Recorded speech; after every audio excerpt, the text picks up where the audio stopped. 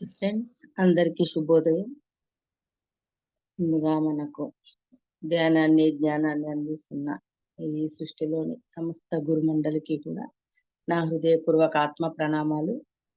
అలాగే బిఎస్ఎస్ఎం మూమెంట్లో అత్రి సారు ఎంతో దాన్ని పైకి తీసుకొచ్చి అందరికీ ఎన్నో కోట్ల మందికి కూడా ధ్యానాన్ని అందించారు. వారికి శతకోటి హృదయపూర్వక ఆత్మ ప్రణామాలు. అలాగే Vamshi sir Sadhguru moment platform నుంచి ప్రతి ఒక్కరికి ఎంకరేజ్ చేస్తూ మనందరినీ దివ్య జ్ఞాన ప్రకాశం వైపు నడిపిస్తున్నారు సద్గురు భీమనేని వంశీకిరణ్ గారికి కూడా నా హృదయపూర్వక ఆత్మ ప్రణామాలు. అలాగే ఈ జూమ్ సెషన్ నిర్వహిస్తున్న ప్రతి ఒక్క మాస్టర్కి, మణిమాల మేడంకి, మీ అందరికి ఇక్కడికి వచ్చిన మీ అందరికీ కూడా నా ఆత్మ ప్రణామాలు. మనందరి పూర్ణాత్మలకి కూడా నా హృదయపూర్వక ఆత్మ ప్రణామాలు.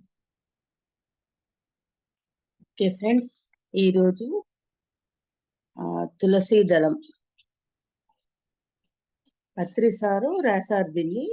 ఎప్పుడు అంటే నవంబర్ 13, 1994లో సారు అప్పుడు పిరమిడ్ల దగ్గరికి కొన్ని ప్లేస్లలో పిరమిడ్లు కట్టారు. ఆల్రెడీ తిరుపతిలో కానీ కర్నూలు ఇట్లా అంటే తిరుగుతూ ధ్యాన ప్రచారం కోసం వెళ్తూ ఉండేవారు అన్నట్టు. అయితే ఒకసారి ఇంకా పీలేరులో ధ్యాన క్లాస్ తిరుపతి నుంచి పీలేరుకి వెళ్తూ ఉన్నారు అన్నట్టు. అంటే సార్తో పాటు ఇంకా చాలా మంది ఉంటారు కదా శిష్యులు. అందరూ కలిసి వెళ్తూ ఉంటే మాటల్లో వాళ్ళు ఒక్కొక్కరు ఒక కులం గురించి, మతం గురించి ఇట్లా మాటలు, సాంప్రదాయాలు ఇవన్నీ మాటలు వస్తూ ఉంటే అప్పుడు పత్రి సార్ కనిపించింది అన్నట్టు. అంటే కొందరేమో మా కులం ఇది, మా మతం ఇది అంటారు. అలాగే ఇప్పుడు శంకరాచార్యుల మతం అని, శృంగేరి గురించి కానీ, ఇంకా లేదంటే క్రిస్టియన్స్ అని, ఇంకా యోగానంద పరంపర అని ఇట్లా రకరకాలుగా దత్త సాంప్రదాయం అని ఇలా రకరకాలుగా చెప్తూ ఉంటారు కదా. అదే విధంగా సాంప్రదాయాలకు వచ్చేసరికి కూడా ఏంటి అంటే మా ఇలవేల్పు వెంకటేశ్వర స్వామి అని, లేదంటే సంకులమ్మ దేవత అని, ఇంకా ఇట్లా చాలా మంది చాలా రకాలుగా మాట్లాడుతూ ఉంటారు.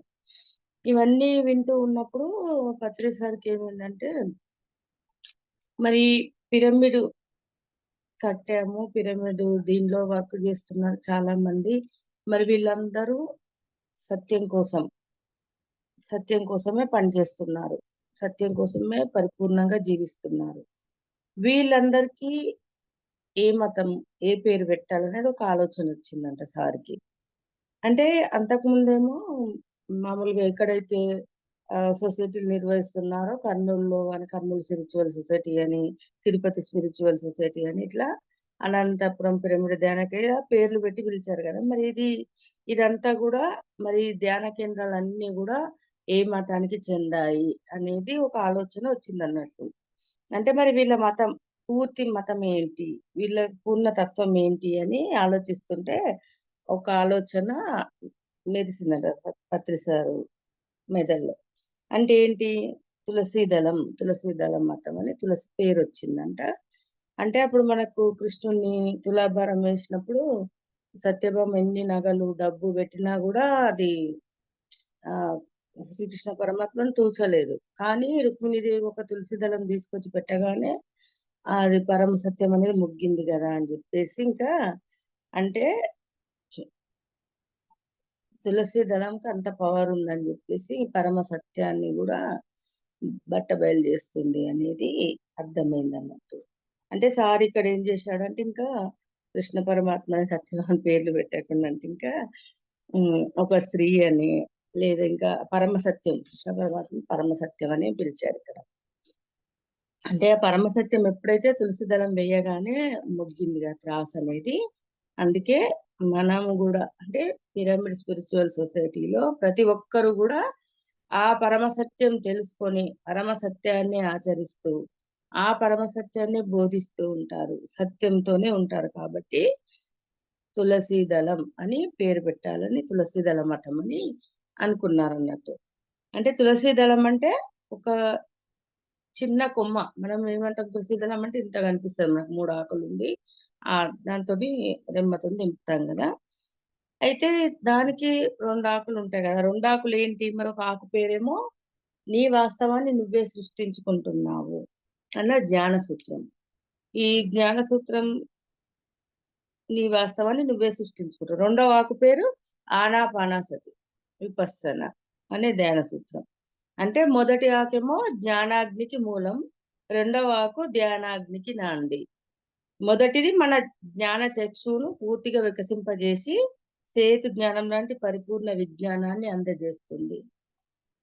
అంటే సేతు ఏం చెప్పాడంటే నీ వాస్తవానికి నువ్వే సృష్టించుకుంటున్నావనేది విడమర్చి అందరికీ బోధించారు. అదే విధంగా మరి రెండోదేంటి ఆనాపానసతి ద్వారా దివ్య చక్షువు ఉత్తేజింపజేస్తుంది. మరి బుద్ధుడు ఆనాపానసతినే బోధించాడు. దాని వల్ల పరిపక్వమైన యోగ స్థితిని కలుగజేస్తుంది అందరికీ గూడా.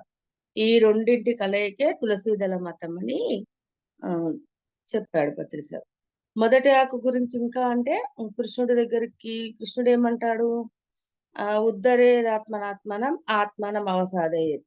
ఆత్మైవ హ్యాత్మనో బంధుః ఆత్మైవ రిపురాత్మనః. అంటే ఎవరు కూడా ఇంకొకరికి ఏమీ చేయలేరు. ఎవరిని వారే ఉద్ధరించుకోవాలి. ఎవరికి వారే బంధువులు, ఎవరికి వారే శత్రువులు. అంటే ఫస్ట్ మనము ఈ మాటలు విన్నప్పుడు మనకు అర్థం కాలేదు ఫ్రెండ్స్. అంటే నీ వాస్తవాన్ని నువ్వే సృష్టించుకుంటున్నావన్నా గూడా వింటూ ఉన్నాము. అన్నీ మనం తెలుసుకుంటున్నాం, వింటున్నాం గానీ దాని గురించి పూర్తిగా అవగాహన లేదు. మరి ఎప్పుడైతే మనం ఈ కళల ప్రపంచంలోకి అడుగుపెట్టామో, ఆ వంశీసారిచ్చిన కర్మ సిద్ధాంతం పట్టుకొని అంటే ఏంటి? ఎందుకు? అంటే ఇప్పుడు నా జీవితంలో ఇది సృష్టించబడింది దీనికి కారణం ఏంటి అని మనం అడిగినప్పుడు మన కళల ద్వారా మనకు చూపించారు. అంటే గతంలో మనం చేసిన పని ఇప్పుడు తిరిగి మళ్ళీ మనకొచ్చింది.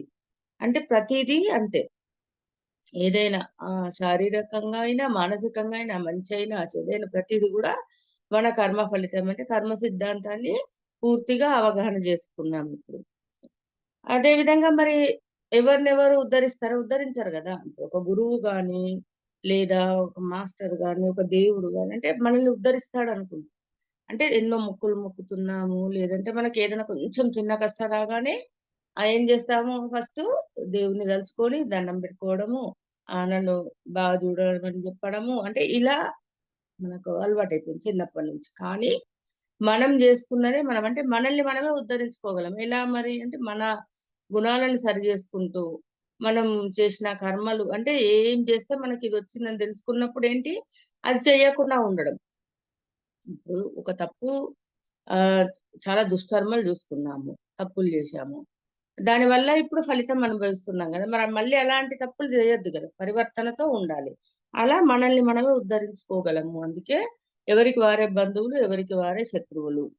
అదే విధంగా ఎవరికి వారే తమ కష్ట సుఖాలను సృష్టించుకుంటున్నారు. మరి మన ఆలోచనలు, మన భావాలు ఎలా ఉంటే మరి అదే సృష్టించబడుతుంది గదా! మన దృష్టి ఎక్కడుంటుంది మరి? ఎంతసేపు మనకు ఈ దేహం మీద, ఈ దేహానికి సంబంధించిన బాహ్య ప్రపంచం మీద ఉంటుంది. మరి ఆత్మతో అనుసంధానం అవ్వాలంటే మనం దానికి ఎంత టైం ఇస్తాము? 24 గంటలు, ఒక గంటో, 2 గంటలో ఇస్తున్నాము. కానీ మళ్ళీ బాహ్య ప్రపంచం మీదనే దృష్టుంటుంది. అంటే బాహ్య ప్రపంచం మీద దృష్టి ఉండొద్దని కాదు. ఎప్పుడు గూడా నేను ఆత్మను అనే ఎరుక ఉండాలి. అంటే ఈ జీవుడు దేహం తీసుకొనొచ్చాడంటే దేహానికి ప్రాముఖ్యతనివ్వాలి. అదే విధంగా ఆత్మతో కూడా అనుసంధానం అవుతూ ఉండాలి. ఎప్పుడు ఆత్మను అనే ఎరుకతో ఉండాలి. ఇంకా మళ్ళీ తమ తమ జనన మరణ చక్రాల లోపల, బయట అంటే ఇహపర లోకాలలో స్వేచ్ఛగా విహరిస్తున్న వారే అందరూ కూడా. అంటే ఇలా జన్మలు తీసుకుంటూ మళ్ళీ అంటే కొన్ని మంచి పనులు చేస్తున్నాము, కొన్ని చెడు పనులు చేస్తున్నాం. అంటే అన్ని కలగలిపి మళ్ళీ అనుభవించడానికి మళ్ళీ వస్తున్నాము. ఎప్పుడైతే మనం నిష్కామంగా ఫలితం ఆశించకుండా చేస్తామో కర్మలప్పుడు జనన మరణ చక్రాల్లో ఇరుక్కోము. అంతవరకు మనం జనన మరణ చక్రాల్లో తిరుగుతూనే ఉంటాం. ఇంకా ఇహపర లోకాల్లో మరి మనం ఏమనుకుంటాం చనిపోయిన తర్వాతనే కాదు గదా! ఇప్పుడు మనం బతికున్నప్పుడు గూడా ఏం చేస్తున్నాం మరి మన అసలు బాడీ బయటకొచ్చి నిద్రపోయినప్పుడు మరి స్వేచ్ఛగా విహరిస్తుంది. అన్ని లోకాలు తిరిగొస్తుంది. చూడండి మనం చాలా సార్లు మన బంధువులు ఎవరైనా చనిపోతే గూడా వాళ్ళెక్కడున్నారో చూడాలి అనుకున్నప్పుడు మనకు సార్ ఇచ్చిన గైడెన్స్‌తో అడిగి చూసుకున్నాం. ఏంటి మన వాళ్ళు ఏం జేస్తున్నారు? ఏ ఏ లోకాల్లో ఉన్నారు? వాళ్ళు కనిపించారు మనకు. మనం గూడా కొన్నిసార్లు హాస్టల్ ట్రావెల్ జేశాము. అక్కడికెళ్ళి నేర్చుకున్నాము. అక్కడికెళ్ళి బోధించాము. అంటే గురువుల ద్వారా దెలుసుకున్నాము. మనం గూడా మనకు దెలిసిన జ్ఞానం అంటే ఇలా చాలామంది కళల ద్వారా చాలా జూసుకున్నారు. అంటే సూక్ష్మ శరీరం బయటకొచ్చి లోహాలన్నీ ఈ భూమి మీద గాని, ఇంకా పైన లోకాలు గాని అన్ని ఇహపర లోకాల్లో స్వేచ్ఛగా విహరిస్తున్న వారే. ఏది కావాలంటే ఎప్పటికప్పుడు, ఎక్కడికక్కడ సమకూర్చుకోగల సర్వసమర్థత కలిగి ఉన్నవారే. ఇదే పరమ సత్యం. ఇదే వికసిత జ్ఞానచక్షు పూర్ణ సారాంశం. అంటే మరిప్పుడు ఏది మనం ఏది కోరుకుంటామో అది జరుగుతుంది. మన ఆలోచన మన భావన ఏ విధంగా ఉంటుందో అది జరుగుతుందన్నప్పుడు మనం అనుకున్నది ఎందుకు జరగదు? జరుగుతుంది. అంటే ఆ పరమ సత్యంకి ఆ సర్వ సమర్థత ఉంది. మరి ఆ సత్యంతో సత్యం ఏదైతే ఉందో దాంతో అనుసంధానమై ఉన్నప్పుడే అది నెరవేరుతుంది. మనకు సార్ గూడా జెప్తాడు గదా! అంటే మరి మధ్యరాత్రి లేచి 72 శ్వాసలు జేసి అంటే ఆత్మతో అనుసంధానమైనప్పుడు ఎప్పుడుంటాం ఆత్మతో అనుసంధానం అంటే ధ్యాన స్థితిలో. ధ్యాన స్థితిలో ఉన్నప్పుడు ఆలోచన రహిత స్థితిలో ఆత్మతో కనెక్ట్ అవుతున్నాం. మరి ఆత్మలోకాల్లో నువ్వేదనుకుంటే అది జరుగుతుంది. అంతే గదా! మనం ఇప్పుడు ఈ జన్మ తీసుకునే ముందు ఏం జేశాము? ఆత్మలోకాల నుంచి వచ్చేటప్పుడు చూసుకొని అంటే నేను ఇది చేశాను గాబట్టి దీని నుంచి నేర్చుకోవాలి. నేను దీన్ని పొందాలి అనే ఆలోచనతో ఒక ప్రణాళికేసుకొని వస్తున్నాము. మన కుటుంబం గూడా అదే విధంగా వచ్చింది. అంటే మరిప్పుడు మళ్ళీ మర్చిపోతున్నాం. అందుకే దాన్ని గుర్తుంచుకోవాలి. గుర్తుంచుకొని ఏదైనా మనం సృష్టించుకోగల సమర్థత మనకున్నది అనేది ఎరుక కలిగుండాలి. ఇంకా రెండవ ఆకు ఆనాపానసతి విపස්සన. ఆనాపానసతి అంటే అందరికీ తెలిసిందే ఉచ్ఛ్వాస, నిశ్వాసాల్ని గమనించడము. అంటే దాని ద్వారా ఏం జరుగుతుంది? మనము నాసికాగ్రంలో అంటే ఇక్కడ దృష్టి సహజంగానే దృష్టనేది అక్కడికెళ్తూ ఉంటుంది. ఉచ్ఛ్వాస, నిశ్వాసాల్ని గమనిస్తుంటే అక్కడ స్థితమవుతుంది. క్రమక్రమంగా మరి మూడో కన్ను తెరుచుకుంటుంది. దివ్య దృష్టి లభిస్తుంది. దానినే విపස්සన అంటారు. ఇంకా ఆ తర్వాతేంటి మళ్ళీ సూక్ష్మ శరీరం విడిపడుతుంది.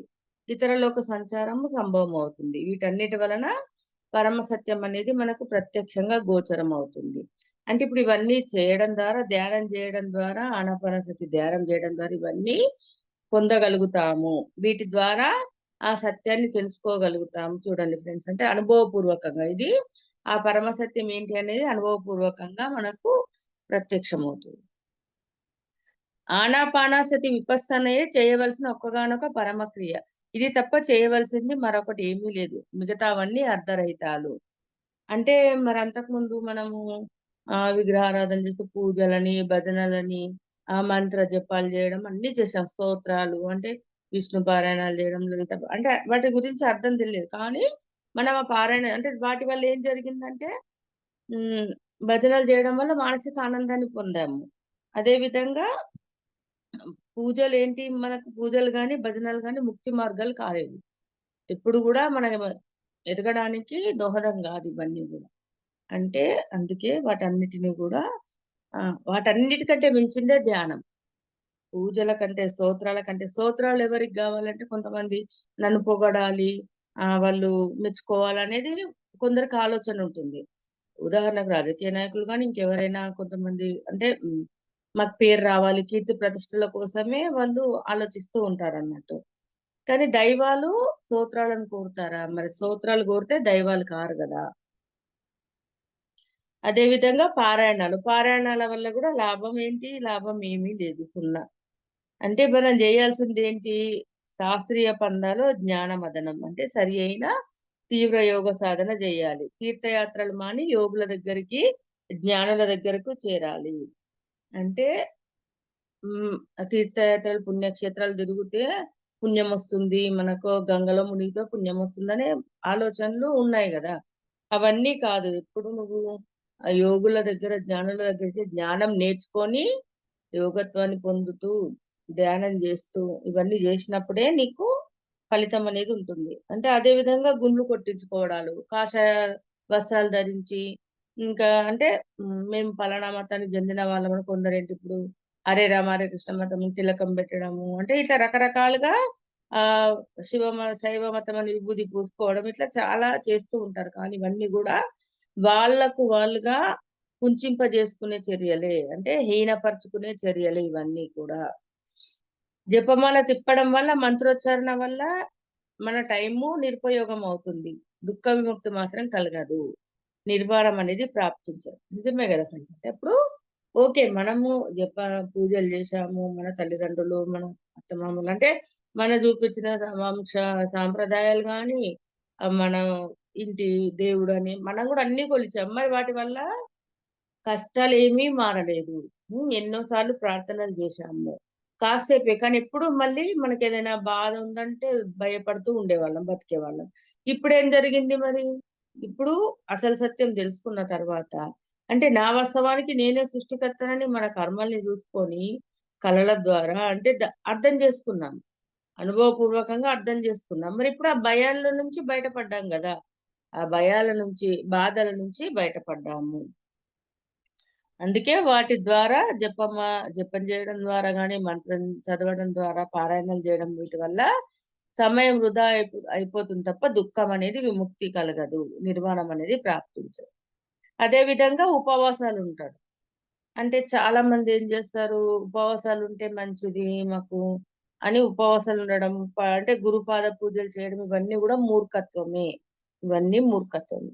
సంసారం వదిలి సన్యాస దీక్ష తీసుకోవడం, ధర్మానికి, సత్యానికి ఆనందంగా దూరంగా పోవడమే. అంటే మరి గు సంసారాన్నొదిలేసి మరి సన్యాసం తీసుకుందామని ఎళ్ళిపోతారు. హిమాలయాలకు, అడవుల్లోకి. కానీ అది గూడా కరెక్ట్ గాదు గదా! ఎందుకంటే ఈ బంధాలు గూడా మనము పోయిన జన్మల ఆధారంగానే తెచ్చుకున్నాం. మరి ఈ బాధ్యత నిర్వర్తించాల్సినది గూడా మనమే గదా! అందుకే సంసారాన్నొదిలేసి సన్యాసం పుచ్చుకోవడం గూడా కరెక్ట్ గాదు. ఇంకా అలాగే శుష్క తర్కవాదాలు, మతాభిమానాలు, మిడిమిడి జ్ఞానుల వ్యర్థ వేదనలు. అంటే చాలా మంది చెప్తూ ఉంటారు గదా! తర్కిస్తూ ఉంటారు. ఏదైనా జెప్తుంటే వినకుండా తర్కం జేస్తూ ఉంటారు. అదే విధంగా ఈ మతము ఇష్టమని, మతం మీద అభిమానం ఇవన్నీ గూడా వేస్టే. యజ్ఞ యాగాదుల వల్ల గూడా ధన సంపద నష్టమవుతుంది. కానీ జ్ఞాననిష్ట అనేది కలగదు. సత్య దర్శనం సంభవించదు. కనుక ఇవన్నీ గూడా వదిలేయమని జెప్తున్నారు ప్రొఫెసర్. ఇవన్నీ గూడా సంపూర్ణంగా త్యాజనీయం. సర్వదేశ కాల పరిస్థితులలోనూ గుర్తించుకోవాల్సిన పరమ సత్యం ఒక్కటే.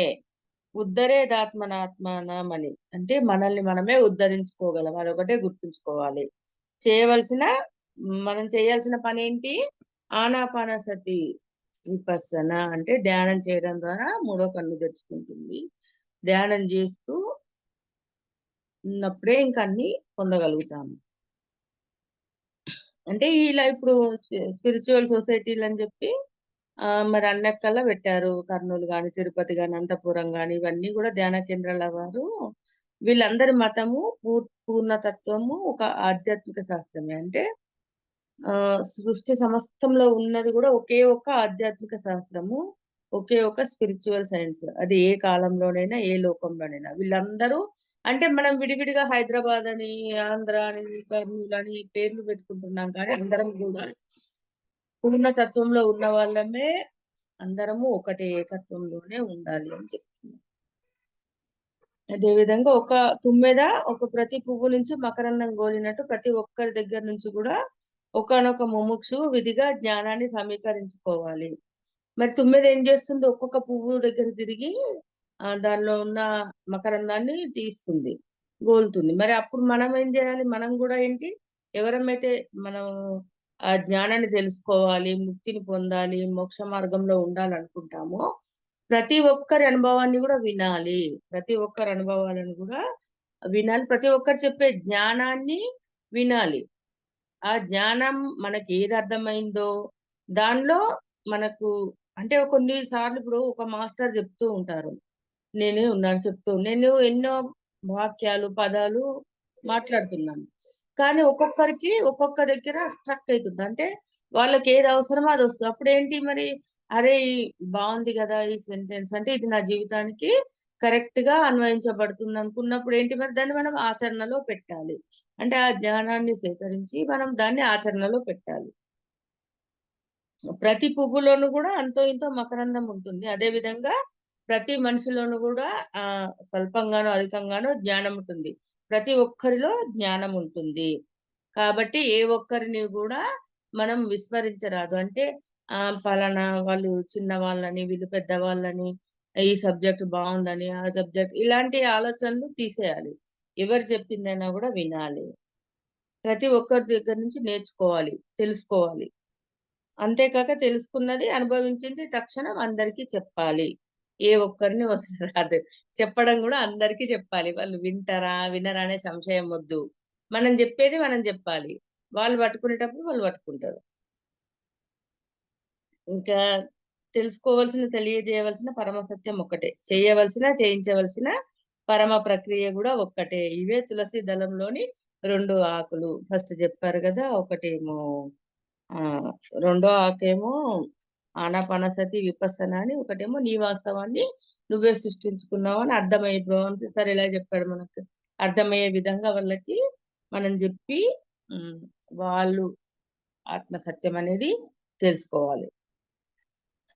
ఇట్లా వీళ్ళంతా పత్రి సారు వాళ్ళంతా వెళ్తూ ఉంటే వీళ్ళందరూ ఇలా మాట్లాడుతూ ఉన్నారన్నట్టు. లాస్ట్‌కి ఇంకా వాళ్ళ భావ పరంపర ముగిసింది. తర్వాత ఇంకా అందరికీ నాకు ఇలా ఒక ఆలోచనొచ్చిందని చెప్పి పత్రి సార్ అందరికి చెప్పడం జరిగింది. ఆ రోజు ఇంకా పీలేరు క్లాసుల్లో గూడా ఈ తులసి దళం గురించి మాట్లాడడం జరిగింది. అక్కడ అన్నక్కల పిరమిడ్ సెంటర్‌లలో గూడా దీని గురించి చెప్పారన్నట్టు. ఇంకప్పుడు హ్మ్. సారప్పుడు ఒక 1 డే స్పిరిచ్యువల్ బ్రెయిన్ వాష్ అని ఒక పుస్తకం రాస్తున్నాడట. ఇంకా మిగతా వాళ్ళందరూ గూడా ఆ పుస్తకానికి మీరు తులసి దళం అనే పేరే పెట్టండి సార్ అని జెప్పి అందరూ చెప్పారన్నట్టు. దానివల్ల అలా ఈ తులసి దళం అనేది పుట్టింది అని మనకు పత్రి సార్ జెప్తున్నారు. అంటే ఇప్పుడింకా ఇప్పటి నుంచి ఇందులో ఏమేమి ఉన్నాయనేది మనం దెలుసుకోవాలి. ఫస్ట్ ఏంటంటే ఆధ్యాత్మిక శాస్త్రజ్ఞులు.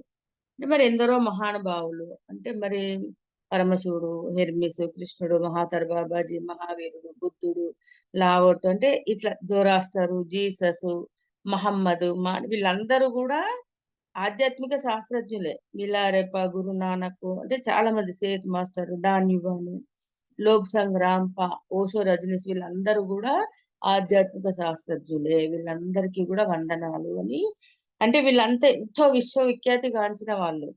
మరి మనకేంటి ఏదైనా కనిపెట్టారు అంటే ఒక బల్బ్ కనిపెట్టిన వాళ్ళ గురించి తెలుసు. ఒక విమానం కనిపెట్టిన వాళ్ళ గురించి తెలుసు. కానీ ఈ ఆధ్యాత్మికంగా అంటే వీళ్ళందరి గురించి మనకప్పుడు తెలియదు. ఇప్పుడు మనం ఒక్కొక్క బుక్ చదువుతున్న కొద్దీ ఒక్కొక్క మాస్టర్ గురించి అర్థం చేసుకుంటున్నాం. అబ్బా! ఎంత బాగా రాసారు. వీళ్ళెంత క అంటే వాళ్ళు ఆత్మ జ్ఞానాన్ని తెలుసుకొని, వాళ్ళు అనుభవం పొంది, వాళ్ళ అనుభూతి చెందిన వాళ్ళ అవన్నీ గూడా మనకి ఈజీగా అందించారు. ప్రతి బుక్కులో గూడా. మరి వాళ్ళందరూ గూడా మహాయోగులే. వాళ్ళందరూ గూడా గొప్ప ఆధ్యాత్మిక శాస్త్రజ్ఞులే. అందరూ స్పిరిచ్యువల్ సైంటిస్ట్‌లే. మరి మనం కూడా వాళ్ళలా కావాలి. పైవారిలా మనం గూడా కావాలి.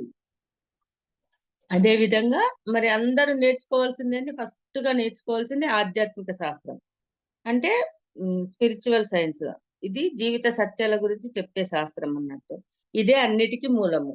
ఆధ్యాత్మిక శాస్త్రమే ఫస్ట్ నేర్చుకోవాలని చెప్తున్నాడు పత్రి సార్. తర్వాత మిగిలిన శాస్త్రాలు అన్నీ ముఖ్యమే కానీ ఫస్ట్ నేర్చుకోవాల్సింది ఆధ్యాత్మిక శాస్త్రం. ఇవన్నీ ఆధ్యాత్మిక జ్ఞానం తర్వాతే సంపాదించుకోవాలి. అదే విధంగా ఆధ్యాత్మిక శాస్త్ర విభాగాలు. దీనిలో గూడా విభాగాలు అంటే ఇందులో 4 మౌలిక విభాగాలు ఉన్నాయి. ఒకటేమో ధ్యానం, ఒకటి ఆత్మ జ్ఞాన ప్రకాశం అంటే ఎన్‌లైటన్‌మెంట్. అలాగే క్షణ క్షణం నిత్య జాగ్రత్త, మనోశక్తి, థాట్ పవర్. అంటే ఇప్పుడు ఈ 4 మనం ఆచరించినప్పుడు మన జీవితం చక్కగా నడుస్తుంది. అంటే ధ్యానం ద్వారా ఏం జరుగుతుంది? ధ్యానం రోజు ధ్యానం జేయాలి. రోజు ధ్యానం జేయడం ద్వారా దివ్య జ్ఞాన ప్రకాశానికి అర్హులమవుతాము. అంటే నిత్య జ్ఞాన ప్రకాశం వల్లనే మనలో క్షణ క్షణం నిత్య జాగ్రత్త అన్నది సుస్థిరమవుతుంది. అంటే మరి రోజు ఒకరోజు జేసి ఒకరోజు ఊకుంటే మళ్ళీ రోజు ధ్యానం జేసుకోవడము నిత్య జ్ఞాన ప్రకాశం మన లోపల కలుగుతుందన్నట్టు. మళ్ళీ ధ్యానము, నిత్య జ్ఞాన ప్రకాశం ద్వారా ఏం జరుగుతుంది? క్షణ క్షణ నిత్య జాగ్రత్త. అంటే ప్రతి క్షణం గూడా ఎరుకతో ఉండగలము. ఈ మూడింటి వల్ల మనోశక్తి ప్రబలమవుతుంది. మన లోపల మనోశక్తి అనేది పెంపొందించబడుతుంది. ప్రబలమైన మనోశక్తి ద్వారా మరి సాధించలేనిది ఏదీ లేదు. ప్రతీదీ సాధించగలం. మనకు మనోశక్తి అంటే థాట్ పవర్. మన థాట్ పవరు ఫస్ట్ కూడా జెప్పారు గదా! ఎలా ఉండాలనేది. ఎప్పుడు గూడా పాజిటివ్ థాట్స్ చేస్తూ ఉన్నప్పుడు మనకు ప్రతీది గూడా సృష్టించుకోగలము. ఏ కాలంలో ఉన్నా, ఏ లోకంలో ఉన్నా గూడా సృష్టించుకోగలము. ఇంకొకటి ధ్యానం. ది ప్లస్ యానం ధ్యానం. అంటే ది అంటే సూక్ష్మ శరీరాది సముదాయము. అంటే హాస్టల్ బాడీ కాంప్లెక్స్. అంటే చూడండి మనకు శరీరాలు 7 శరీరాలుంటాయని జెప్పుకుంటాము. మెయిన్‌గా 3 శరీరాలు ఇవన్నీ ఒకదాని తర్వాత ఒకటి విడిచిన తర్వాతనే కారణ లోకాల్లోకి వెళ్తాము అని మనం జెప్పుకున్నాం గదా! అదే విధంగా ఇప్పుడు ఆహ్, ది ది అంటే సూక్ష్మ శరీరాది సముదాయం. యానం అంటే ప్రయాణం. అంటే మనము హాస్టల్ బాడీతో జేసే ప్రయాణం. హాస్టల్ ట్రావెల్ అంటామన్నట్టు దాన్ని. ధ్యానం అంటే హాస్టల్ ట్రావెల్. ధ్యానం ద్వారానే సర్వలోకాలు తిరుగుతాము. ధ్యానం ద్వారానే సర్వలోక వాసుల్ని కలుసుకుంటాము. అదే విధంగా ధ్యానం ద్వారానే సర్వలోక రహస్యాలను తెలుసుకోగలుగుతాము. ధ్యానం ద్వారానే సర్వలోక ఆనందాలు పొందగలుగుతాము. అంటే ధ్యానం చేయడం ద్వారానే ఏదైనా సాధిస్తామని జెప్పారు గదా! అందుకే ఇప్పుడు సర్వలోకాలు తిరగలుగుతాం. అంతే గదా ఫ్రెండ్స్. ఇప్పుడు మనం ధ్యానం జేస్తూ మధ్యరాత్రి లేచి గూడా మనం అడుగుతూ అంటే ఇప్పుడు ఎలా ధ్యానం చేయడం ద్వారానే గదా ఇదంతా సాధ్యమవుతుంది. ధ్యానం జేయకపోతే కలలొస్తాయి ఎప్పటికైనా. మనకు గుర్తుంటాయా? అంతకుముందు గూడా మనం చాలా కలలు చూసాము. కానీ మనకు గుర్తున్నాయా? లేదు గదా! మరి సారు మనకు వంశీ సార్ ఏమిచ్చారు? సూర్యుడున్నప్పుడు గంట సేపు ధ్యానం జేసుకొని రాత్రి పడుకునే ముందు మీకెంత టైం వీలైతే 10 నిమిషాలు గాని, అర్ధగంట గాని, గంట గాని పడుకునే ముందు గూడా ధ్యానం జేసుకోమన్నారు. మళ్ళీ మధ్యరాత్రి మెలుకువొస్తే మళ్ళీ అప్పుడు ధ్యానం జేసుకొని పడుకోమన్నారు. ధ్యానము, నిద్ర ఇలా జేయడం ద్వారా ఆహ్, మనము సర్వలోకాలు తిరుగుతున్నాము. మనం మన గత జన్మలు తెలుసుకుంటున్నాం. అదే విధంగా ఇంకా కొంతమంది విశ్వానికి సంబంధించినవి గూడా చూడగలం గదా! ఆహ్, భవిష్యత్తులో ఏం జరుగుతుందో తెలుసుకుంటున్నాము. విశ్వానికి సంబంధించింది జూస్తున్నాము. ఇవన్నీ జరుగుతున్నాయి ధ్యానం ద్వారానే. దివ్య జ్ఞాన ప్రకాశం. దివ్య జ్ఞాన ప్రకాశం అంటే ఏంటి మరి? మనల్ని మనం క్వెషన్ జేసుకోవాలి. ఏంటి? మనమేంటి? మనమంటే ఏంటి? మనం ఎవరము? ఎక్కడి నుంచొచ్చాము? ఎక్కడికి పోతున్నాము? మరి ఎందుకోసం పుట్టాము? అదే విధంగా మరి చనిపోయిన తర్వాత ఏమవుతుంది? అసలు ఈ మన జీవితంలో వచ్చే సంఘటనలన్నీ ఎలా జరుగుతున్నాయి? ఈ జనన మరణ చక్ర పరమార్థం ఏమిటి? దైవం అంటే ఏమిటి?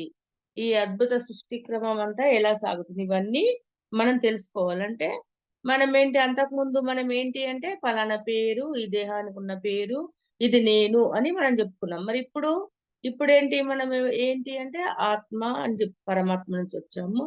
ఆ మూల చైతన్యం నుంచి ఆత్మ అని జెప్పుకుంటున్నాం.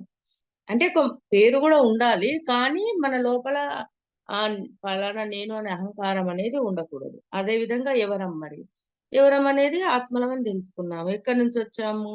మూల చైతన్యం నుంచొచ్చాము. మరి ఎక్కడికి పోతున్నాం మళ్ళీ? మూల చైతన్యానికే వెళ్ళాలి.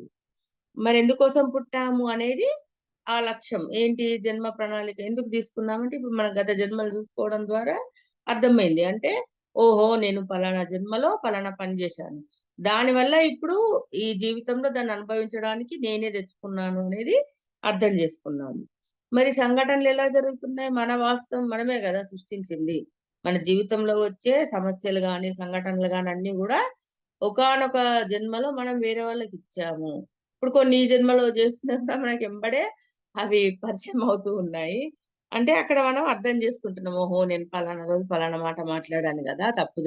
అంటే ఆ మాట గూడా నెమ్మదిగా ఉండాలి. మన ఆలోచన గూడా ఆహ్, పాజిటివ్‌గా ఉండాలి. ఇవన్నీ అర్థం చేసుకుంటున్నాం. మరి జనన మరణ చక్ర పరమార్థం ఏంటి అంటే, నువ్వు జేసింది నువ్వే అనుభవిస్తావు.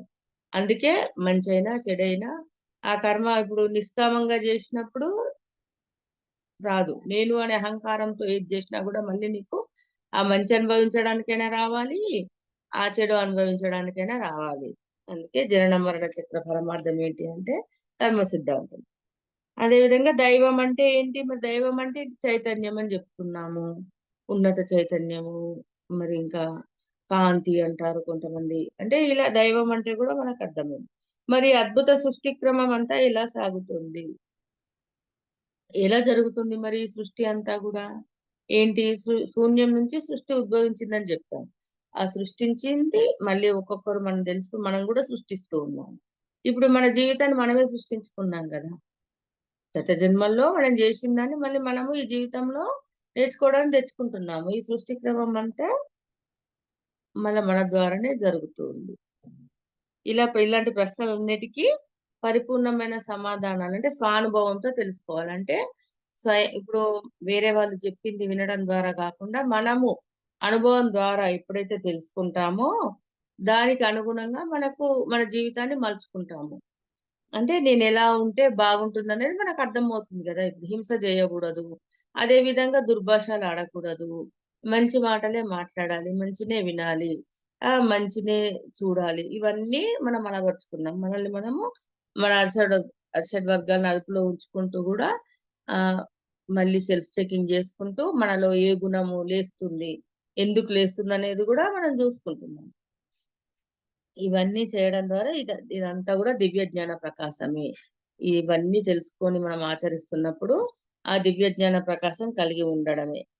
ధ్యానం ద్వారా ప్రత్యక్షంగా, మరి ధ్యానుల అనుభవాలు వినడం ద్వారా, ధ్యానుల పుస్తకాలు చదవడం ద్వారా పరోక్షంగా. అందరికీ పరిపూర్ణ దివ్య జ్ఞాన ప్రకాశం అనతి కాలంలోనే జరుగుతుంది. అంటే ధ్యానం ద్వారా ఏంటి? ప్రత్యక్షంగా దెలుసుకుంటాము.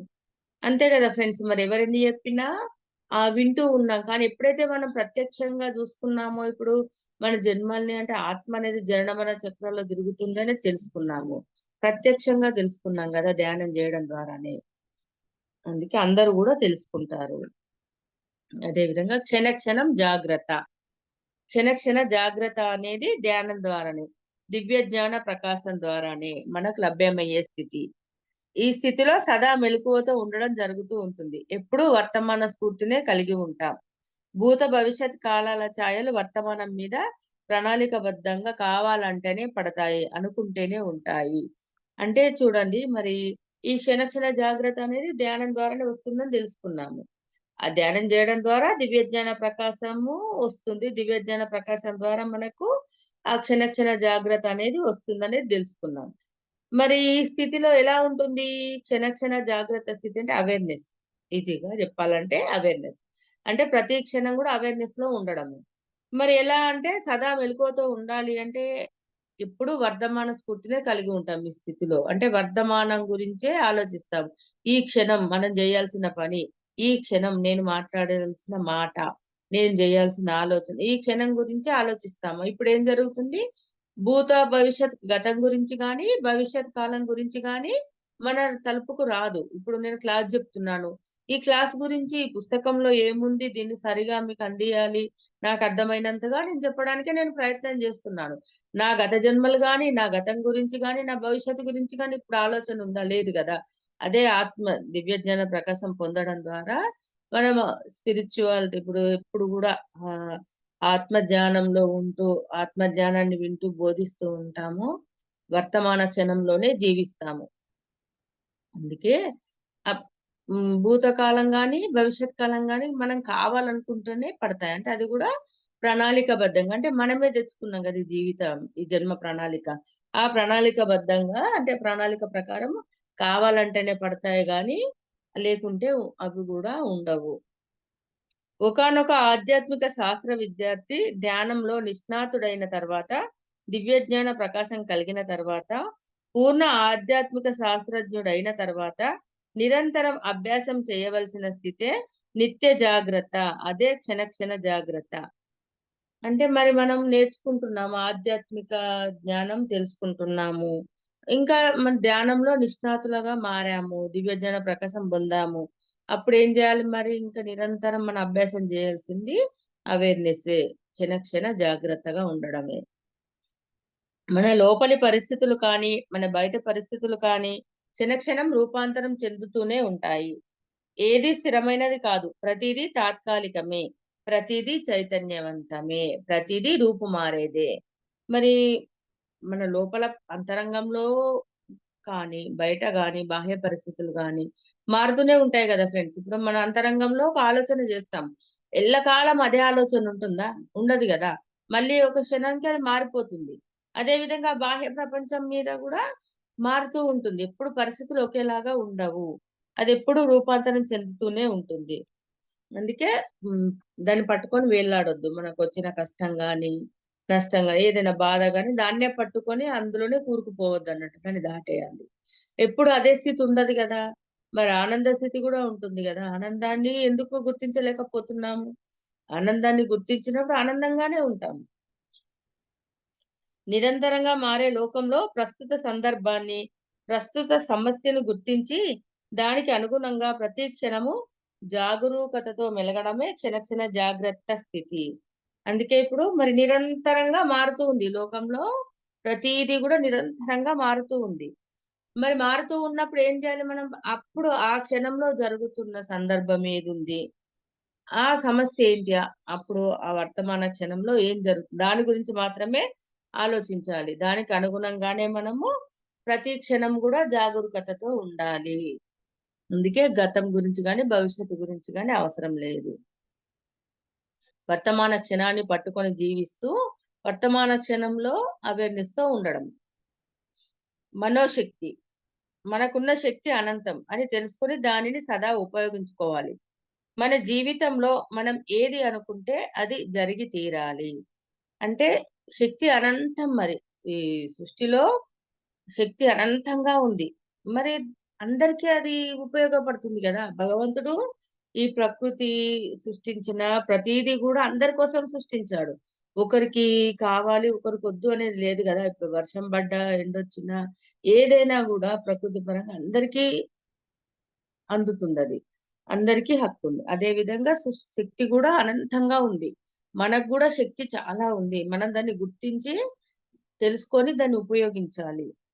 దానివల్ల ఏం జరుగుతుంది? మన జీవితంలో మనం ఏది జరగాలనుకుంటామో అది జరిగి తీరుతుంది.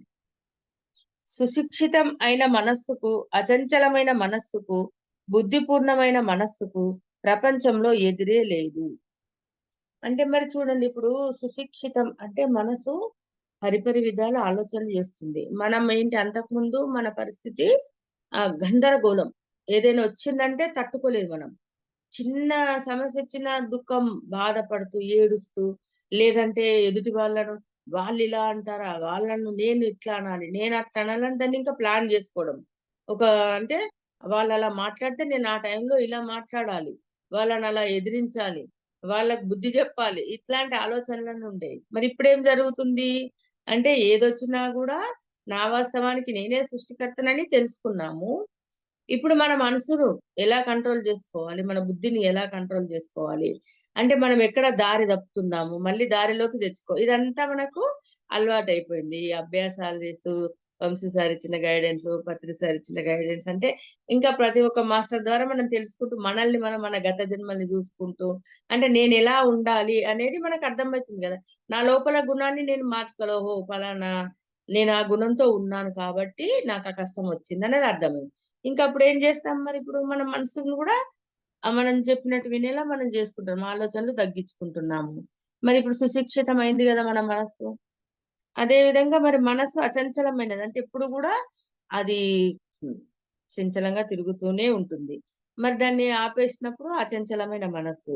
బుద్ధి పూర్ణమైన మనసు. బుద్ధితో పూర్ణమైంది. బుద్ధిని ఏది మంచి, ఏది చెడు, విచక్షణ జ్ఞానం అనేది మనం ఉపయోగించుకున్నప్పుడు ఆ బుద్ధి గూడా పూర్ణమవుతుంది.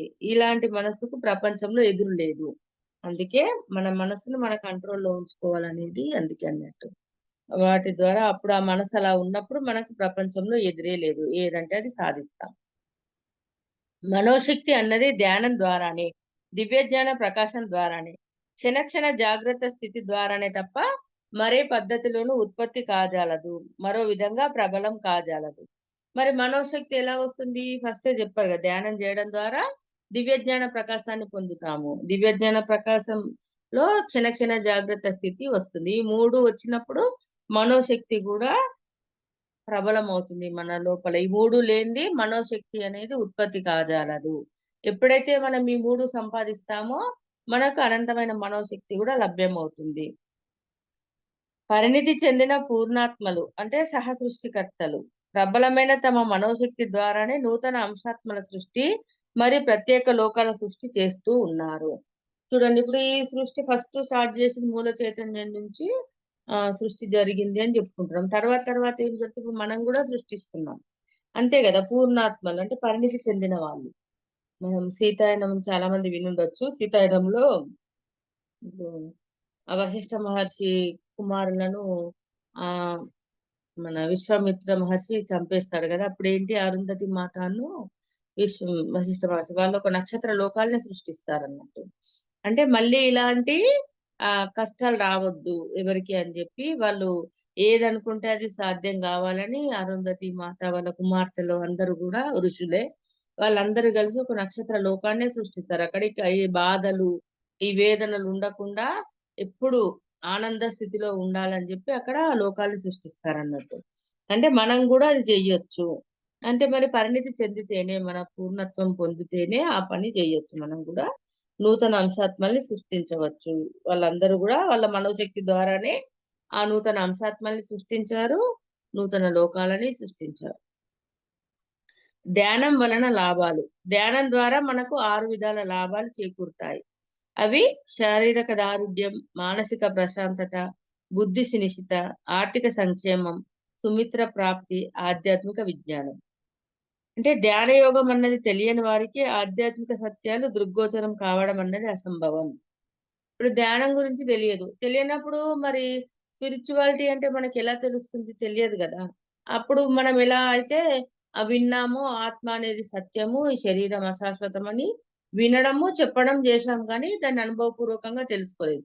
ఎప్పుడైతే మనం ధ్యానం జేస్తూ దివ్య జ్ఞాన ప్రకాశాన్ని పొందుతూ ఉన్నామో మనకివన్నీ కనిపిస్తున్నాయి గదా! ఆధ్యాత్మిక సత్యం ఏంటి అనేది మనకి మన వాస్తవాన్ని మనమే సృష్టించుకుంటున్నాము. యద్భావం తద్భవతి. ఉద్ధరేణాత్మనాత్మ వీటన్నిటికి ఇప్పుడు అర్థాలు తెలుసు. అంటే నీ ఆత్మను నువ్వే ఉద్ధరించుకోగలవు. ఇంకెవరు ఉద్ధరించరు. ఇవన్నీ తెలుసుకుంటున్నాం. ఇవన్నీ ఆధ్యాత్మిక సత్యాలే. అందుకే వాళ్ళందరూ ఈ ఈ ఆధ్యాత్మిక సత్యాలు తెలుసుకోవడం ద్వారా ఏంటంటే ఎప్పుడు గూడా ప్రమత్తులై ఉంటారు. పర్యవసానం ఏ విధమైన స్వస్థత అంటే అప్రమత్తులై ఉండాలి అంటే ఆధ్యాత్మిక సత్యాలు తెలుసుకోవడం ద్వారా అప్రమత్తులై ఉంటాము. ఆధ్యాత్మిక సత్యాలు తెలుసుకోనప్పుడు వాళ్ళు ప్రమత్తులే అంట. వాళ్ళకేంటి అంటే వాళ్ళకి ఏ విధమైన స్వస్థత ఉండదు. ఆహ్, నిజ జీవితంలో గాని ఎప్పుడు బాధపడుతూ దుఃఖిస్తూనే ఉంటారు. ధ్యానులు కాని వారికి శారీరక దుర్బలత, మానసిక అశాంతి, ఆధ్యాత్మిక అజ్ఞానం అన్నవి తప్పవు. మరి శారీరక దారుఢ్యం అని జెప్పాం గదా! కొన్ని అనారోగ్యాలున్నాయి ఫ్రెండ్స్. ఉన్నాయంటే మరి మన గత జన్మ కర్మలను అనుసరించి ఆ కర్మ ఫలితాన్ని అనుభవిస్తున్నాం. కానీ మన మనసు ఎంత ఆరోగ్యంగా ఉంది, ఇప్పుడు మన హృదయం ఎంత ప్రశాంతంగా ఉంది అంటే తెలుసుకున్నాం గదా! జ్ఞానం తెలుసుకోవడం ద్వారా మనకొచ్చిన అనారోగ్యాలు పూర్వజన్మ కర్మ ఫలాలు. వాటిని అనుభవించడానికి మనం తెచ్చుకున్నాము. కొంతమందికి అనుభవించి తీర్చుకుంటారు. కొంతమంది జ్ఞానాగ్ని దగ్ధ కర్మాణం అంటారు గదా! అంటే దానిలోంచి జ్ఞానం అంటే వినడం ఒకటే గాదు. ఇప్పుడు ఆ సమస్యలోంచి మనము ఏ జ్ఞానమైతే తెలుసుకోవాలనుకున్నామో, ఒక సంఘటన గాని, ఒక సమస్య, ఒక కష్టం ఉంది మన జీవితంలో. అంటే దానికి సంబంధించి ఒక దుష్కర్మ జూసుకున్నాము. ఆ దుష్కర్మ లోపల మనం గుర్తించాల్సిందేంటి? అక్కడ మనము ఏ తప్పు జేయడం వల్ల దుష్కర్మ జేశాము, ఏ గుణం వల్ల ఆ దుష్కర్మ జేశామో, ఆ గుణాన్ని మార్చుకోవాలి. ఆ గుణాన్ని మార్చుకున్నప్పుడే మనం ఇక్కడ నేర్చుకోవాల్సిందంటే, నేను మళ్ళీ ఆ గుణంతో ఉండకూడదు. అంటే ఇప్పుడు ఒకరిని బాధ పెట్టాము, హింసించాము, ఆ గుణం ఉండొద్దు. అంటే అక్కడ మన మనసు, మన హృదయం మారినప్పుడే ఆ జ్ఞానం వల్ల తొందరగా కర్మ ఫలం అనేది గూడా తగ్గుతూ ఉంటుంది. ఇంకా మానసిక అశాంతి. మరిప్పుడు ప్రశాంతంగా ఉన్నామా లేదా మరి ధ్యానం జేస్తూ ఇవన్నీ ఆధ్యాత్మిక సత్యాలు తెలుసుకోవడం ద్వారా మానసికంగా గూడా ప్రశాంతంగా ఉన్నాం. మరి బుద్ధి సునిశ్చితమైందా? అయింది గదా ఫ్రెండ్స్. మన బుద్ధికి గూడా పదును పెడుతున్నాము. మరి లేదంటే క్లాసులన్నీ ఎలా చెప్పేవాళ్ళము? ఈ పుస్తకాలన్నీ ఎలా చదివేవాళ్ళము? అంతే గదా! అందుకే ఆర్థిక సంక్షేమం. ఇప్పుడేమర్థమైంది ఆర్థిక సంక్షేమం. ఆర్థికంగా డబ్బులు గావాలో డబ్బులు ఇప్పుడు మనకవసరమా? మనకు చాలు మనకు తిండి, బట్ట, గూడు అర్థమైంది గదా! ఇంకా మనం ఆర్థికంగా లేమా? ఉన్నాం గదా! ఆర్థికంగా ఉన్నప్పటికనే ఈ టెక్నాలజీ, ఫోన్‌లు ఇవన్నీ ఉన్నాయి. ఇంక లేదని ఎందుకు అనుకోవాలి? ఇప్పుడు అర్థమైంది గాబట్టి, ఆర్థిక సంక్షేమము మన దగ్గర ఉంది. సుమిత్ర ప్రాప్తి, మరి మంచి మిత్రులు, మరి సజ్జన సాంగత్యం జేస్తున్నాము.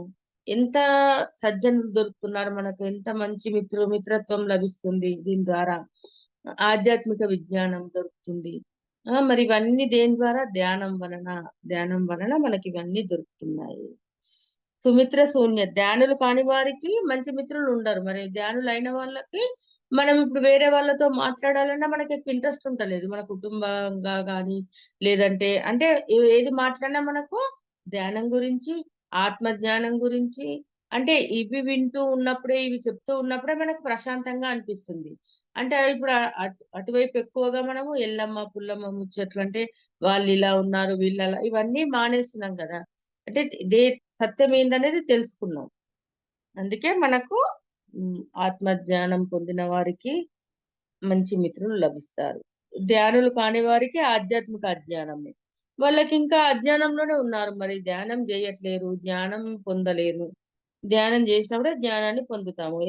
మరెందుకు మనం ఎవరము? ఎందుకు జీవిస్తున్నామనేది గూడా అర్థమవుతుంది. ధ్యానులు కాని వారికి ఇవన్నీ అర్థం కావు. కొన్ని ఆధ్యాత్మిక సత్యాలు. సృష్టిలో కోటానుకోట్ల లోకాలు ఉన్నాయి. మనకెన్నో దేహాలు ఉన్నాయి. మూల చైతన్యం నుంచి వర్షంలా ఎప్పుడూ ఆత్మల సృష్టి జరుగుతూనే ఉంటుంది. అంటే మరి ఒక భూగ్రహమేనా ఫ్రెండ్స్ అంటే చాలా లోకాలున్నాయి గదా! సృష్టిలో ఎన్నో విశ్వాలు, ఎన్నో గెలాక్సీలు, ఎన్నో లోకాలున్నాయి.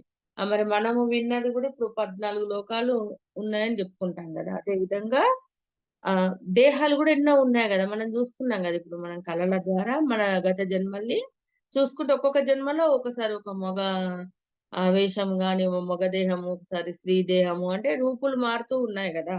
రూపులు మారుతూ ఉన్నాయి. ఎన్నో దేహాలున్నాయి మనకు. మూల చైతన్యం నుంచి మరి వర్షంలాగా ఎప్పుడూ ఆత్మల సృష్టి జరుగుతూ ఉంటుంది. పూర్ణాత్మలు అంటే పరిణితి చెందిన ఆత్మలు. పూర్ణాత్మలేంటి? పరిణితి చెందారు వాళ్ళు. దివ్య జ్ఞాన ప్రకాశాన్ని పొందారు. వాళ్ళ ఆత్మను పరిణితి చెందించుకున్నారు. వాళ్ళని పూర్ణాత్మలు అంటారు. వాళ్ళేం జేస్తారింకా నూతన అంశాత్మలను సృష్టిస్తూ ఉంటారు. మూల చైతన్య ఆత్మలు కానీ, పూర్ణాత్మల నుంచి వచ్చిన అంశాత్మలు కానీ అన్నీ రకరకాల అనుభవాలను జనన మరణ చక్రంలో కానీ, దాని బయట కానీ విధిగా సంపాదించుకోవాలి. శిశు ఆత్మలు అన్నీ విధిగా పరిణామ క్రమంలో పూర్ణ పరిణితి చెందాల్సిందే. అంటే మనం మూల చైతన్యం నుంచి వచ్చిన ఆత్మలైనా సరే, అదే విధంగా పూర్ణాత్మలు గూడా సృష్టిస్తారని జెప్తున్నారు గదా! ఆ పూర్ణాత్మల సృష్టి నుంచి వచ్చిన అంశాత్మలైనా సరే, ఇవ్వైనా సరే, అవన్నీ జనన మరణ చక్రాల్లో రకరకాల అనుభవాలు తెలుసుకోవాలి. అంటే పుడుతూ, చస్తూ, మళ్ళీ జన్మలు తీసుకుంటూ, ఒకవేళ జన్మలు తీసుకోమంటే గూడా బయట ఉన్నా గూడా ఇప్పుడు మనకు ఆత్మాయనంలో జెప్పుకున్నాం గదా! అంటే లోకాలు, ఆత్మలోకాలుంటాయని అక్కడ గూడా నేర్చుకోవాల్సింది ఉంటూనే ఉంటుందన్నట్టు.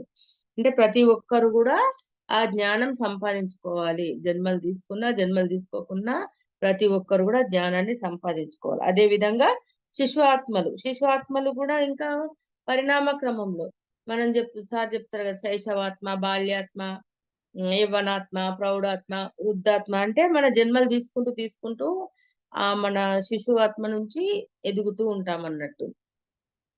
అంటే ప్రతి ఒక్కరు కంపల్సరీగా పరిణామ క్రమంలో పూర్ణ పరిణితి చెందాల్సిందే. అప్పుడే పూర్ణాత్మగా మనం గూడా మారతాం. అన్ని ఆత్మలకు ఎప్పుడు పూర్తి స్వేచ్ఛ ఉంటుంది. మరి అన్ని ఆత్మలకు గూడా స్వేచ్ఛ ఉంటుంది. భగవంతుడు నువ్వు ఇది జెయ్యి, నువ్వు అదే జెయ్యి అని మనకు జెప్పడు. మనం మన స్వేచ్ఛనే ఉపయోగించి మన ఇష్ట ప్రకారమే మన జీవితాన్ని తెచ్చుకున్నాం. తమ తమ ఇచ్చ, స్వేచ్ఛ వల్ల రకరకాల కర్మలను చేస్తూ వాటి ఫలితాలను అనుభవిస్తూ ఎన్నో పాఠాలను నేర్చుకుంటూ ఉండడం అన్నది సదా జరుగుతూ ఉంటుంది. అంటే మన కోరిక, మన స్వేచ్ఛనే. వాటి వల్లనే మనం రకరకాల కర్మల్ని జేస్తూ ఉన్నాం. అంటే ఏంటి? ఒక కోరిక పుట్టింది. అంటే నాకు ఇది జెయ్యాలని, ఏదో తినాలని, లేదంటే ఏదో అంటే ఆ కోరిక ద్వారానే మనం రకరకాల కర్మలు జేస్తాం గదా! మరి చేసినప్పుడు వాటి ఫలితాలు గూడా మనమే అనుభవించాలి. మంచి కర్మ గాని, చెడు కర్మ గాని మనమే అనుభవించాలి. అదే విధంగా వాటిని అనుభవిస్తూ మరి పాఠాలను నేర్చుకుంటున్నాము. నేర్చుకుంటూ ఉండడమే జరుగుతూ ఉందన్నట్టు. ఒక జన్మ నుంచి ఒక జన్మ, ఒక జన్మ నుంచి ఒక జన్మ, శైశవాత్మ నుంచి వృద్ధాత్మ వరకు అంటే అనుభవాలు నేర్చుకుంటూ మనం ఎలా ఉండాలి, ఎలా జీవించాలనేది తెలుసుకుంటూ ఉంటాం. ఇటువంటి సత్యాలు ఇంకా ఎన్నో ఉన్నాయి. అన్నీ ఎప్పటికప్పుడు ఎక్కడికక్కడ తెలుసుకుంటూ ఉండాలి. చైతన్యమే మూలం. అంటే చైతన్యం. చైతన్యం నుంచి ఏంటి మనం మూల చైతన్యం అని చెప్పుకున్నాము. మూల చైతన్యం నుంచి చైతన్య శకలాలుగా విడిపడుతున్నారు. ఒక్కొక్క భాగం. అంటే కొన్నేమో ప్రాణశక్తి శకలాలుగా మారతాయి. కొన్ని చైతన్య శకలాలుగా ఉంటాయి. అయితే ఈ ప్రాణశక్తి శకలాల నుంచి ఏంటి పదార్థం సృష్టించబడుతుంది. ఆహ్, ఈ చైతన్య శకలాల నుంచి దేహి అంటే ఇప్పుడు దేహము పదార్థము ద్వారా దేహం తయారవుతుంది. మరి చైతన్యం వచ్చి మన లోపల ఎంటర్ అయినప్పుడు లోపల జీవం అనేది ప్రాణం పోసుకుంటుంది గదా! అప్పుడే ఈ శరీరానికి కదలికలుంటాయి. అంటే సృష్టికి మూలాధారం ఏంటి? మూల చైతన్యము. మనం ఈ మూల చైతన్యం యొక్క శకలాలం. కొన్ని చైతన్య శకలాలేమో ప్రాణశక్తి శకలాలుగా రూపాంతరం చెందుతాయి. ఈ ప్రాణశక్తి శకలాల సముదాయమే మూల ప్రకృతి. ఈ మూల ప్రకృతే క్రమక్రమంగా స్థూల ప్రకృతిగా మారుతుంది. అంటే స్థూల ప్రకృతి అంటే ఇప్పుడు మన దేహము. పంచభౌతికంగా రూపాంతరం చెందుతూ ఉంటుంది. అంటే పంచభూతాల నుంచి ఈ దేహం అనేది తయారైందని మనం చెప్పుకుంటూ ఉన్నాం గదా! అన్నీ గూడా మూల చైతన్యం నుంచే వచ్చాయి. ఈ దేహం తయారు గావాల్సిన పదార్థము మూల చైతన్యం నుంచే. అదే విధంగా లోపల ప్రాణం గూడా ఆ జీవం అనేది గూడా మూల చైతన్యం నుంచే వచ్చింది. అందుకే శ్రీకృష్ణ పరమాత్మ చెప్తారు గదా! భగవద్గీతలో. ప్రతి ఒక్క దాని ఉనికిలో నేనే ఉన్నాను అని. ఆఖరికి అంటే ఒక ఫ్యాక్టరీ గాని, ఒక ఇనుము గాని, ఇది ప్రతి ముడి సరుకు దేనిలో అన్నిట్లో గూడా నేనే ఉన్నాను. అంటే మూల చైతన్యమే అన్నిట్లో ఉంటుంది. పాంచభౌతిక పదార్థ పరిణామ క్రమంలో దేహాల ఉత్పత్తి జరిగినప్పుడు మూల చైతన్య శకలాలు దేహిగా రంగప్రవేశం చేస్తాయి. హ్మ్. మరి పంచభూతాలతో మనం దేహము ఉత్పత్తి జరుగుతుందని చెప్పుకుంటున్నాం గదా! అలా మన దేహం ఏర్పడిన తర్వాత మళ్ళీ మూల చైతన్య శకలాలు దేహిగా అంటే ఒక ప్రాణంలాగా మళ్ళీ జీవం పోసుకుంటుంది. అప్పుడు ఈ దేహంలోకి ప్రాణం వచ్చినప్పుడే మళ్ళీ మనం లేచి కదులుతాం. మరి ఆ ప్రాణం వెళ్ళిపోయిందనుకో, జీవం వెళ్ళిపోతే ఏమైతుంది? శరీరం చనిపోయిందని చెప్తున్నాం గదా! మన దేహం తయారైన తర్వాత మళ్ళీ మూల చైతన్యం నుంచే ఆహ్, దేహి అనేది వస్తుంది. అంటే దేహము, జీవుడు 2 కలిస్తేనే మనిషి శరీరం. శరీరంలో ప్రాణం లేకున్నా వేస్తే, మరి శరీరం ఉంటేనే చేయగలము. ఆత్మగా గూడా మనం ఏమి జేయలేము. అక్కడ చైతన్యంగా ఉంటే గూడా ఏమి సాధించలేము. దేహం తీసుకొనొచ్చినప్పుడే ఈ దేహం ద్వారానే రకరకాల కర్మల్ని జేస్తూ అన్నీ నేర్చుకుంటాము, అన్నీ అనుభవిస్తాము, అన్నీ దెలుసుకుంటూ ఉంటామన్నమాట. అందుకే దేహం ఎంత ముఖ్యమో ఆత్మ గూడా అంతే ముఖ్యం. అంటే రెండింటికి గూడా సరైన సమయం ఇవ్వాలి, ప్రాధాన్యత ఇవ్వాలి. మన దేహాన్ని మనమే కాపాడుకోవాలి. మన గుణాల్ని మనమే మార్చుకోవాలి. మన ఆలోచనల్ని మనమే మార్చుకోవాలి. మన భావనల్ని మనమే మార్చుకోవాలి. మన ఆత్మతో మనమే అనుసంధానం అవ్వాలి. ఇంకెవ్వరు కనెక్ట్ గాలేరు. మన ఆత్మతో మనమే అనుసంధానం అవ్వాలి. దానికి ధ్యానమే మార్గము. ఓకే. ఇదొక్కటి చెప్పి ఆపేస్తాను ఫ్రెండ్స్. మెడిటేషన్ అంటే అంటే మెడిటేషన్ ధ్యానం. అంటే ఎనర్జీ కన్సర్వేషన్ అంటే శక్తిని కూడగట్టు ధ్యానం ద్వారా శక్తిని కూడగట్టుకుంటాము. డి అంటే డిటాచ్‌మెంట్ నిస్సంగం అంటే అటాచ్‌మెంట్‌లో ఉంటేనే డిటాచ్‌మెంట్‌లో ఉండాలని చెప్తారు గదా! బంధరాహిత్యంలో గూడా ఉండాలి. అంటే ఇంటెంట్ దీక్ష, ఏకాగ్రత. అంటే మనం దేని మీద ఏకాగ్రం చేస్తున్నాం మన మనసును? ఆహ్, ఉచ్ఛ్వాస, నిశ్వాసను గమనిస్తూ ఉన్నప్పుడు మనము ఆలోచన రహిత స్థితికి వెళ్తూ ఉంటాము. దాని ద్వారా దివ్య చక్షు అంటే థర్డ్ ఐ. దివ్య చక్షు ఉత్పన్నమవుతుంది. మరి అంటే ఆస్ట్రల్ ట్రావెల్ సూక్ష్మ శరీర యానము. దాని ద్వారానే ఆస్ట్రల్ ట్రావెల్ చేయగలుగుతున్నాము. ఇంకా మరి థాట్ పవర్. అంటే థాట్ పవర్ మనోశక్తిని పెంపొందించుకుంటున్నాము. అంటే ఇంటెల్లెక్ట్ అంటే బుద్ధి కుశలత. ఆ! బుద్ధి కూడా మంచిగా మారుతుంది. మనం బుద్ధి కుశలతతో ఉంటున్నాము. ఓ ఓవర్ సెల్ఫ్ కాంటాక్ట్ అంటే పూర్ణాత్మ జ్ఞానము. అంటే తెలుసుకుంటున్నాం గదా! ఇప్పుడు మనము మన గత జన్మల్లో మన పూర్ణాత్మలో ఉన్నదే గదా! ఈ జ్ఞానం అంతా. ఒక్కొక్క జన్మలో మనం ఏదైతే తెలుసుకున్నామో దాన్ని మన పూర్ణాత్మలో నిక్షిప్తం జేస్తున్నాము. మళ్ళీ ఆ పూర్ణాత్మలు ఇప్పుడు మనకు వంశీ సార్ ఇచ్చిన గైడెన్స్ ద్వారా మన గత జన్మల్ని జూసుకుంటూ మన ఆత్మలో ఏదైతే ఉందో అవన్నీ ఆ జ్ఞానాన్ని గూడా మనం తెలుసుకున్నాము. అది పూర్ణాత్మ జ్ఞానం. అంటే నిర్వాణ, దుఃఖరాహిత్యం, ముక్తి, మోక్షం. అంటే ఇంగ లాస్ట్‌కు నిర్వాణ స్థితి. అంటే మెడిటేషన్‌లో ఇన్ని అర్థాలున్నాయి ఫ్రెండ్స్. మెడిటేషన్ అనే దానికి ఇన్ని అర్థాలు చెప్పారు. దుఃఖరాహిత్యము, ముక్తి, మోక్షం లాస్ట్‌కు నిర్వాణ అంటే. అందుకే అంటే చేయవలసినవి ఇన్‌పుట్స్. అంటే చేయవలసినవి చేస్తే పొందవలసినవి పొందుతాము. మెడి అంటే చేయవలసినవి, టేషన్ అంటే పొందబడేవి. మనం ఏదైతే చేస్తూ ఉంటామో అవే పొందుతాము అనేది చెప్పారు. అందుకే చేయవలసినవి చేస్తే పొందగలిగేవి ఆటోమేటిక్‌గా పొందుతాము. డిఫెన్స్. ఇప్పుడు కొన్ని చెప్పుకున్నాం మళ్ళీ. అవకాశం వచ్చినప్పుడు మళ్ళీ ఇంకా కొన్ని విషయాలు తెలుసుకుందాము. నాకు ఈ అవకాశం ఇచ్చిన గురువులందరికీ, విశ్వానికి, పత్రి సార్‌కి, వంశీ సార్‌కి, మణిమాల మేడంకి వేల వేల కృతజ్ఞతలు. ప్రతి ఒక్క మాస్టర్‌కి, నాకు ఎదగడానికి సహాయం చేస్తున్న ప్రతి ఒక్క మాస్టర్‌కి కూడా వేల వేల కృతజ్ఞతలు. Okay friends. ఎవరికైనా క్వెషన్స్ ఉంటే హ్యాండ్ రైజ్ చేయండి.